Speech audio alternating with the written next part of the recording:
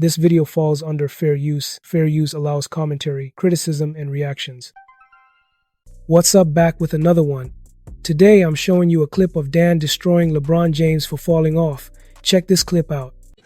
Zaz, I got a text last night from Nick Wright as soon as LeBron James is, well, I don't think you're going to be happy with what it is that he had to say, but as soon as LeBron James's streak ended, LeBron James had scored double figures in every game he had played in since 2007. And last night he scored 8 points, but he assisted on the game winner. And Nick Wright just wrote to me, ask Zaz what he thinks about how LeBron ended his streak now. Yeah.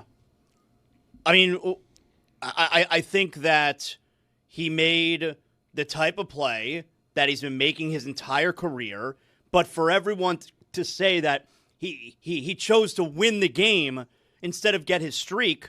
He didn't get his streak because he was 4 for 17, all right? Like, that's why he didn't get the streak, not because he chose to do the unselfish thing. What I sent Nick Wright as response was something that you texted me as soon as the streak ended, which is LeBron's streak is over, Dan. He definitely wanted that shot to miss at the end and go into overtime. And then Nick Wright just wrote back, he's an all-time dope. Talking about me? About Zaz? He called you a sucker. Wait, Zaz is the dope? Yo. He's an all-time dope. I'll apologize to Nick right here, all right? Because maybe he's off his rocker now since I owned him a couple days ago on the show. So you know what? I'm not even going to take offense that he may be reeling based on me dominating him in that debate. So here is LeBron talking after the game about, and no one asked him the question, were you hoping that the game winner wouldn't go in so that you go into overtime? No one asked him that. By the way, because we all know the answer. It is a really funny, silly thing that we do with numbers, because LeBron's streak of scoring 8 points in a game since 2007 is still in play. Like that's on. That's still alive, but because the 10 points is no longer alive, LeBron is asked, and this is what he says after the game. Now that the streak has ended for you, what feelings did you have, if any, about it ended? None. We won.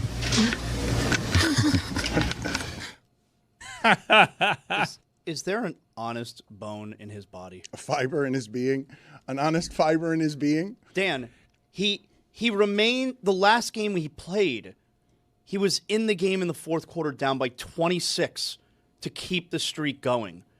Like, is there an honest bone in his body? I'm going to hold your feet to the propane tank here. Do you think he's fallen off? Like, he is this like Jeter's last season? All-star till 50? Is it? Yes. Because, like, Nick Wright's calling you a dope when that guy said he'd be an all-star at the age of 50. And that's aging like the milk we're putting a disembodied finger in. Yes, I think we're seeing the beginning of the end. Not that I think he's going to retire this year, because I think LeBron is going to announce a farewell tour, which I think will last multiple years. All right, 1 year of giving LeBron presents and flowers every time he goes to your building is not enough. I think it's going to be 2 years, but I do think that we're seeing the beginning of the end. This has to be the worst take of the year by Nick Wright. Like, if we're looking back at this entire year of shows, saying LeBron would be an all-star at 50 and then what he's done so far. Don't be too hard on him. He's shook based on what I did to him the other day. But just wait a minute. Dan doesn't hold back here. He's pointing out that even LeBron can have off moments, and it's worth discussing how his performance has dipped in certain games. All right, because worst take of the year. When it comes, you say worst take of the year, but when it comes to nominating most obvious take of the day, really, it's the beginning of the end for LeBron. This is 23rd season. He said till 50. We didn't make him say that. At least he had the courage to answer the question, Dan. He's the oldest player in the league. Like, what do you mean? Of course, it's the beginning of the end. It's been the beginning of the end. It should have been the beginning of the end 10 years ago. But it never felt like it. But now it feels like it. Like we started feeling like it as soon as Nick said that. Yeah, honestly. we haven't seen him like, let me sit out for a month because my back hurts. Let me throw up a 4 for 17. This is one of the most efficient basketball players in the history of the game. I don't recognize that guy. He's got sciatica, gout, leprosy. Right, then don't say he'll be an all-star till 50. Like, you're proving our point of how dumb it was. He literally gave a quote, like, when you wake up this age, something new hurts every day. You're not making it till 50. No, I think they're just building this offense around Luka. I think what LeBron needs is a wide-open offense where everybody shares the ball and there's lots of body movement. Can always to tell get when you're doing everyone a thing. else involved. Hey, I'm with him on this thing. Yeah, it's true. I would take him today. Also, that streak should have ended in 2011 in the NBA Finals, but that doesn't count. Chris, you're so right about Jeremy. He's like your dad. You could tell first word. If you think your family. I'm doing a thing on purpose. I know, but make it hide it. That's why I'm doing it. Put a ham on the I know how to do it. What's up?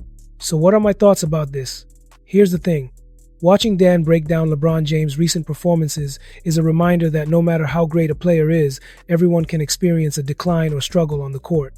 Dan isn't just criticizing for the sake of it. He's highlighting moments where LeBron's usual dominance hasn't translated into results. Some fans may feel LeBron has been inconsistent, and Dan is simply giving voice to that perspective, pointing out patterns in performance that suggest a player, even one as legendary as LeBron, can have off stretches. It's also an important conversation because it separates fandom from actual analysis, showing that criticism doesn't equal disrespect, but rather a closer look at what's happening during games. For years, LeBron has been lauded for his dominance, his leadership, and his ability to carry teams.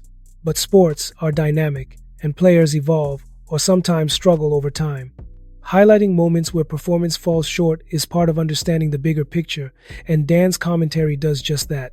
Make sure to drop a comment, smash that like button, and make sure you subscribe for more videos like this, and I'll see you in the next video.